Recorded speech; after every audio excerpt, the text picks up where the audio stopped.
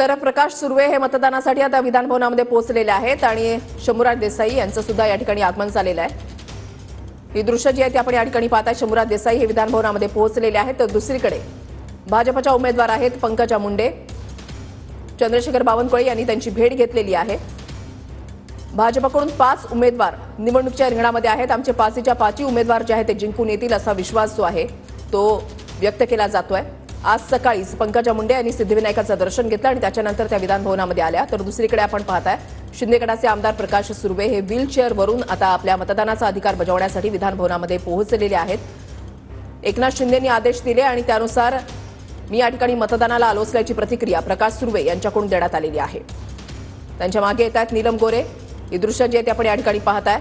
प्रकाश सुर्वे विधान भवनामध्ये पोहोचलेले आहेत। अगोदरच पंकजा मुंडे या ज्या आहेत त्या पोहोचलेल्या होत्या। चंद्रशेखर बावनकुळे यांनी त्यांची भेट घेतलेली आहे। नीलम गोरेंचं आगमन सुद्धा या ठिकाणी झालेलं आहे। प्रकाश सुर्वे व्हीलचेअरवरून विधान भवनामध्ये पोहोचलेले आहेत।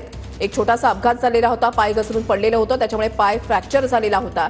मात्र एकनाथ शिंदे यांनी आदेश दिले की एक मत आपलं महत्त्वाचं आहे, त्याच्यामुळे मतदानाचा हक्क बजावण्यासाठी या आणि त्याच्यामुळेच आपण विधान भवनामध्ये आल्याचं या ठिकाणी प्रकाश सुर्वे यांनी सांगितलेलं आहे। तर बावनकुळे आणि पंकजा मुंडे यांची चर्चा झालेली आहे। ही दृश्य आपण पाहताय। आताच्या घडीची ही 2 महत्त्वाची दृश्य आपण या ठिकाणी पाहताय। आतापर्यंत 9 वाजल्यापासून मतदानाला सुरुवात झालेली आहे आणि आतापर्यंत